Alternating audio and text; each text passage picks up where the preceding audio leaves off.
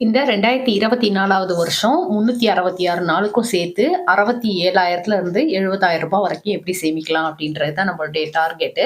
இதுல வந்து ஃபர்ஸ்ட் நாள் வந்து ரூ. 100வும், 2வது நாள் வந்து ரூ. 100வும் போட்டிருக்கேன். இப்ப 3வது நாளைக்கு வந்து ரூ. 10 தான் என்ட்ட இருக்கு அப்படின்றதுனால, அந்த ரூ. 10 வந்து டிக் பண்ணிக்கிறேன். இந்த இடத்துல 3ன்னு போடுறதுக்கு காரணம் வந்து 3வது நாள் அப்படின்றதுனால.